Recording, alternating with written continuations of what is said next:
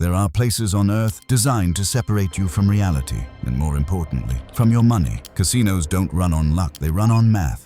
The house always wins. That's not a slogan, it's a law. But in 1990, one broke man walked into a casino, not to gamble, but to break that law. His name was Gonzalo Garcia Pelayo, 43 years old, a failed record producer, no money, no future. But he believed one dangerous truth: perfect randomness doesn't exist. A roulette wheel isn't magic, it's metal, wood, bearings, and man-made things have flaws. So Gonzalo didn't bet. He watched, spin after spin, number after number, writing everything down. The casino laughed, the weird guy with the notebook, until the numbers stopped being random. One wheel favored certain numbers, a tiny flaw that erased the casino's edge and gave Gonzalo the advantage. He brought in his family. They tracked wheels like spies. Then they struck. Night after night, the casino lost. They couldn't arrest him. He didn't cheat, so they banned him. That should have been the end. But Gonzalo opened a map and said, every casino has roulette wheels, and every wheel has flaws. Because math doesn't care who owns the building. And that's how a notebook beat the house. So welcome back again, the story of Casino Heist. Madrid, 1990. There are places on this earth designed to separate you from your reality. And, more importantly, from your money. The Casino Gran Madrid was a cathedral built for exactly that purpose. A palace of chance where hope goes to die under the crushing weight of mathematical certainty. Every night, thousands walked through those gilded doors believing in luck, believing that tonight was their night. They were wrong. The house always wins. It's not a slogan. It's a mathematical law, a statistical inevitability engineered into every game on the floor. But in the autumn of 1990, one man walked in who didn't believe in luck, and he certainly didn't believe in the casino's invincibility. His name was Gonzalo Garcia Pelayo. He wasn't a high roller. He wasn't a hustler. He was a 43-year-old failed record producer, a man whose life was defined by a series of artistic dead ends. Music nobody bought, films nobody watched. He was broke, middle-aged, and staring down the barrel of financial oblivion. But Gonzalo had a secret weapon, a theory so audacious, so simple, and yet so profoundly disruptive that it would ignite a war with the most profitable industry on the planet. His theory was this: perfect randomness is a myth. A roulette wheel isn't a magical device, it's a physical object. Wood, metal, ball bearings, man-made things have flaws, imperfections. A wheel spins thousands of times a day, every day. For years, metal fatigues, gears loosen. The floorboards of the casino itself settle subtly over time. Humidity swells the wood, gravity pulls. Gonzalo believed that if you looked closely enough, if you watched long enough, you would see that the wheel wasn't impartial. It had favorites. Everyone told him he was insane. His friends told him to get a real job. His wife feared he was having a breakdown. But Gonzalo was possessed by an idea that he couldn't shake. He walked up to a roulette table at the Gran Madrid, opened his notebook, and started writing. Hour after hour, day after day. He didn't place a single chip, he just watched the ball fall. The pit bosses laughed at him. The weird guy with a notebook, harmless, a deluded tourist trying to find a system where none existed. They let him sit there, and that was their first fatal mistake. Because Gonzalo Garcia Pelayo wasn't gambling, he was gathering intelligence for a heist. Picture the scene. It's 3 in the morning in a cramped Madrid apartment. His family is asleep. The city is quiet, but Gonzalo's mind is roaring. He is staring at data. Thousands upon thousands of results. A chaotic sea of numbers. To anyone else, it looks like noise. But then he sees it. It wasn't obvious. It wasn't flashing neon. It was a whisper buried under mountains of statistics. Wheel number 3. At the Casino Gran Madrid. The number 17. Statistically, in European roulette, the ball should land in any given pocket once every 37 spins. But on wheel 3, the number 17 was hitting every 28 spins. That sounds small. It isn't. In the world of professional gambling, that differential is an earthquake. It meant the casino's claustrophobic 2.7% edge had just evaporated, and in its place, Gonzalo had discovered a massive, staggering 15% player advantage. He had found a crack in the armor, but a theory is just a theory until it's proven. And to prove it, Gonzalo needed more than a few late nights. He needed an industrial-scale data operation. He needed 30,000 spins, minimum, hundreds of man-hours of observation. It was impossible for one person. So, Gonzalo made a decision that would redefine the concept of a family family business. He recruited his own blood. His son, Ivan, 20 years old, sharp with figures. His daughter, Vanessa, 18, possessed of a terrifying patience. His nephews, his reluctant wife. He laid it out. We are going to sit in casinos. We will record every single spin of every single wheel. We will build a database. We will find the broken wheels. And then we are going to take them for everything they have. The room was silent. His wife asked how they would pay the rent while they chased this phantom. His son asked what happened if the math was wrong. Gonzalo had no collateral, no investors, just absolute, unwavering conviction in the laws of physics. He wasn't asking them to gamble. He was asking them to help him engineer a miracle. Summer 1991. The invasion begins quietly. If you were walking through the Gran Madrid that summer, you might have seen them, a family scattered across different tables, never betting, just sitting like vultures waiting on a branch. They were building the most comprehensive database of roulette behavior human history had ever seen. Ivan took wheel 1, 4-hour shifts, no breaks. His system was meticulous. Spin number, result, time of day. The name of the croupier spinning the ball. Why the croupier? Because maybe some dealers spun harder, changing the physics. They needed to know everything. Vanessa was on wheel 3. She was a machine. 200 spins recorded in 4 hours without a single error. The nephews covered 5 and 7. They were young, they got bored, but they respected Gonzalo enough to do the work. They rotated. Fresh eyes, fresh notebooks. A relentless, grinding surveillance operation conducted right under the noses of the pit bosses. Eventually, curiosity got the better of the staff. A security guard loomed over Ivan one afternoon, pointing at the notebook. "What's the book for, kid?" Ivan didn't flinch. He showed him the pages. "Just keeping track. I like statistics." The guard laughed. A deep, knowing casino laugh. He clapped Ivan on the shoulder. "Keep tracking, son. The house always wins." Ivan just smiled. "We'll see." The guard walked away, convinced he'd just met another future gambling addict with a meaningless system. He didn't realize he was talking to a soldier in a new kind of war. Ivan wasn't tracking luck. He was tracking physics. Every wheel is supposed to be perfectly balanced, a platonic ideal of randomness. But perfection doesn't exist in the physical universe. A bearing wears down by a micron. The wheel tilts by a fraction of a degree because the casino rests on settled earth. A pocket is carved a millimeter deeper than its neighbor by an imperfect machine. You can't see these things with the naked eye. You can't feel them. You certainly can't predict the next spin based on them. But over 30,000 spins, a pattern emerges from the noise like a ghost taking shape in the fog. 2 months, 30,000 recorded spins from 8 different wheels. Gonzalo took the mountain of notebooks home. He wasn't a computer scientist. He barely knew how to turn one on. But desperation is a powerful teacher. He taught himself QBasic, a primitive programming language, and fed the data into a homemade algorithm. It took 3 weeks of coding and debugging. Then he ran the analysis. The screen lit up. It was the proof they had sacrificed everything for. Wheel 3, numbers 2, 17, 22, 28, and 31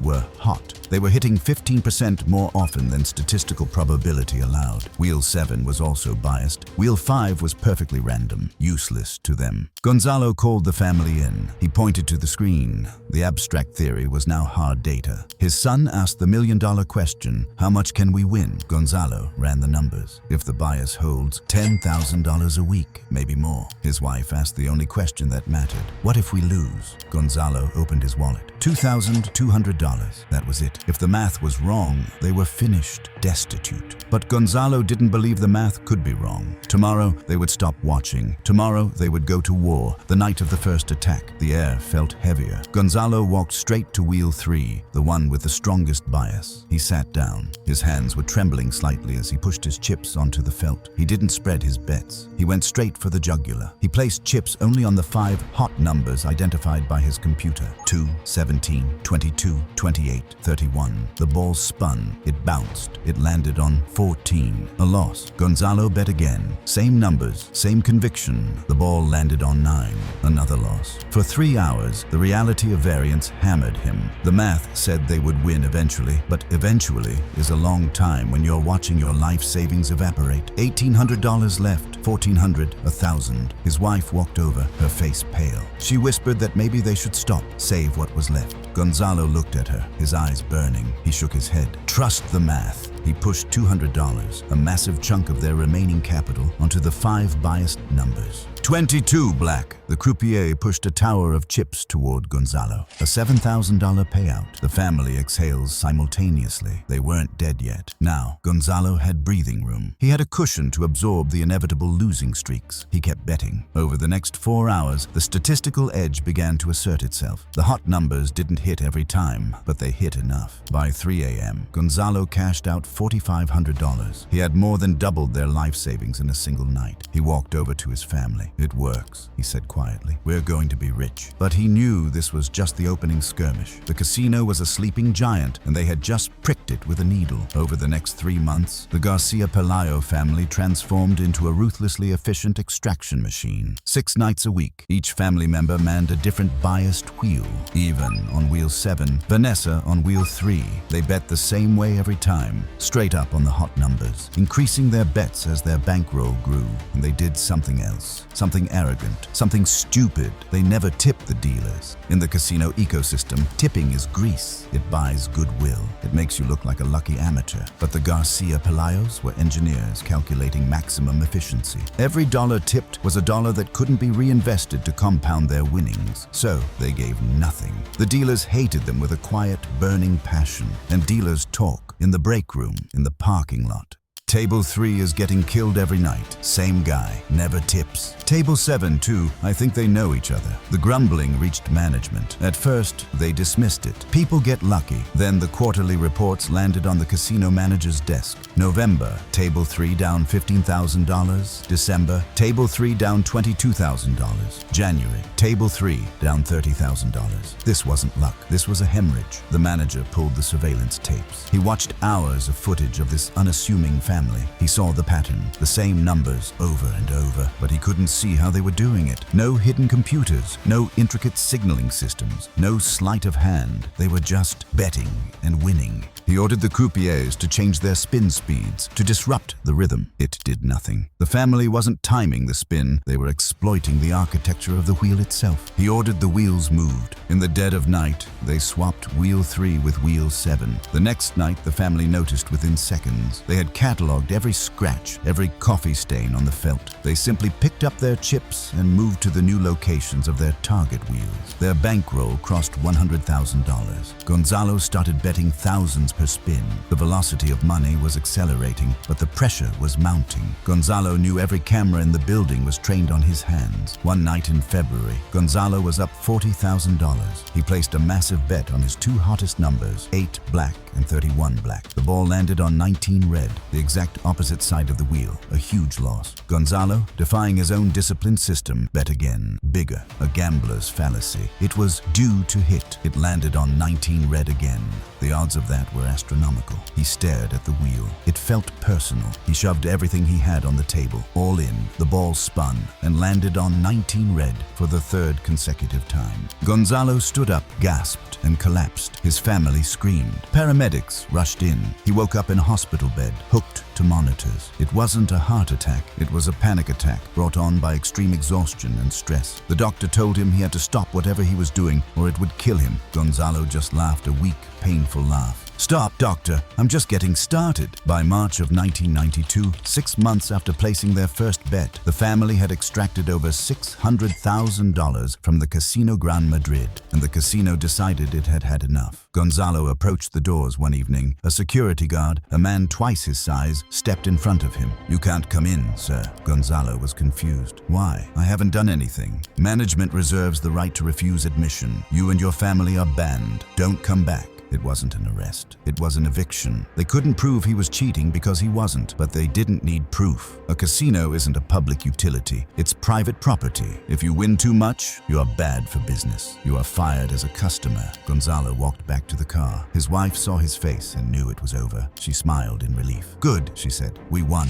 We have $600,000. Let's buy a house. Let's be normal." Gonzalo looked at her. He looked at his son, hungry for more action. He looked at the nephews who were already spending the money in their heads. He pulled a crumpled map of Europe from the glove compartment and spread it across the dashboard. "They banned us in Madrid," Gonzalo said, his voice low and intense. "But there are hundreds of casinos in Europe, thousands in the world. Every single one of them has roulette wheels, and every single wheel has flaws." He pointed to the map. "Amsterdam, Vienna, Paris, Copenhagen. We just proved the system works. Why would we stop now?" now. His wife begged him. They had enough. Why risk it? But for Gonzalo, it was no longer just about the money. He had spent his life feeling like a loser. Now, he was the best in the world at something incredible. He had beaten the unbeatable system, and their response was to kick him out because he was too good. That made him angry. "I'm going," Gonzalo announced. "Who's with me?" His son even didn't hesitate. He was in. The nephews, lured by the promise of travel and easy money, agreed. His wife sighed, realizing she couldn't stop this freight train of a man. She agreed on one condition: we buy comfortable shoes this time. A new target was set, $10 million. The great European casino tour was about to begin. First stop, Amsterdam. The Holland casino felt different. It was elegant, old world, and incredibly busy. The grind began again. Even and Vanessa clocked wheels for 2 weeks, fighting for seats in the crowded rooms. The bias here was weaker. The equipment was better maintained. But Gonzalo found 3 wheels with actionable flaws. They started betting. They won $400,000 in 4 months. They tried to stay under the radar, betting smaller amounts, but the casino world is smaller than it looks. A dealer who had transferred from Madrid recognized Ivan's face. The call was made. The files were shared. The next night, security stopped them at the door. Banned. They moved to Vienna. The wheels were even tighter there, a mere 2% edge. They ground it out for 2 months, barely breaking even, looking like normal tourists. Then, one night in November, the dam broke. The hot numbers hit in a cluster that defied probability. Gonzalo pressed his advantage, betting thousands per spin. In 4 hours, he took the table for $110,000. The pit boss approached. He was smiling, dressed in an impeccable tuxedo. He congratulated Gonzalo on his incredible luck and politely asked him to cash out and leave. They were banned from every casino in Austria the next morning. Paris, Copenhagen, Frankfurt. The timeline was shrinking. Sometimes they had 3 months before they were made, sometimes 3 weeks. In Copenhagen, they didn't even make it past the lobby. A guard recognized Gonzalo from a faxed photo sent by Madrid. He didn't ask them to leave. He drew his sidearm. He pointed the gun center mass at Gonzalo. "Get out, and don't ever come back to Denmark." The family backed out slowly, hands raised. They sat in their rental car, shaking uncontrollably. The reality of what they were doing crashed down on them. This wasn't a game anymore. They were being hunted. The nephews quit that night. They took their share and flew home to Madrid. Now it was just Gonzalo, his wife, and Ivan. 3 people against a global industry that wanted them gone. Most people would have taken the millions they already had and vanished. But Gonzalo Garcia Pelayo was chasing something bigger than money now. He was chasing total victory. He booked 3 tickets to the belly of the beast, Las Vegas, Nevada. July 1994. If European casinos were elegant salons, Vegas was a factory. The MGM Grand was overwhelming. 5,000 slot machines, a ceiling painted like the sky because they didn't want you to know if it was day or night. The challenge here was exponential. First, American roulette wheels have an extra pocket, the 00. This nearly doubles the house edge, making the math much harder to beat. But the real problem was the eye in the sky. The surveillance here made Europe look amateur. Thousands of cameras, facial recognition prototypes, a database of known advantage players shared instantly between every casino on the strip. Gonzalo knew they were walking into a trap. They had to be invisible. Even clocked wheels, betting minimum amounts just to look like a player. He hid his notepad inside a racing form. It took 3 weeks to find the flaws. They were small, tiny biases on 4 wheels at the MGM and Caesar's Palace. They started betting, but they changed their tactics. Hit and run. Never stay at a table for more than 2 hours. Never bet more than $500 a spin. Rotate casinos constantly. MGM tonight, Bellagio tomorrow, the Mirage on the weekend. They were trying to be ghosts in the machine. For 6 weeks, it worked. They siphoned off $500,000 from the Las Vegas Strip, but the MGM's algorithms were already flagging them. The computer noticed a statistical anomaly centered around this trio of Spanish tourists. One night, a floor manager approached Gonzalo. He wasn't angry like the Europeans. He was corporate, efficient. "Mr. Pelayo, could you come with me to the office, please?" Gonzalo knew it was over. In the back office, there were no threats, no guns, just a man in a suit sliding a piece of paper across a mahogany desk. "We know what you're doing," the manager said calmly. "Tracking wheel bias. It's clever, and it's legal." Gonzalo looked at the paper. It was a trespass notice banning him from every major property in Las Vegas, effective immediately. "How long have you known?" Gonzalo asked. The manager smiled thinly. He opened a file folder. Inside were surveillance photos of Gonzalo from Madrid, Amsterdam, and Vienna. Madrid warned us 3 years ago. We've been watching you since you got off the plane. We just let you play long enough to confirm the data. The casino industry was a global intelligence network. They had walked right into it. Gonzalo stood up. If it's legal, why ban me? Because, Mr. Pelayo, we are running a business. We are in the business of selling hope to people who rely on luck. We are not in the business of handing money to people who are smarter than our equipment. You're too good for us. Goodbye. Gonzalo walked out into the desert heat. He told his family, banned everywhere. The tour was over. His wife started laughing.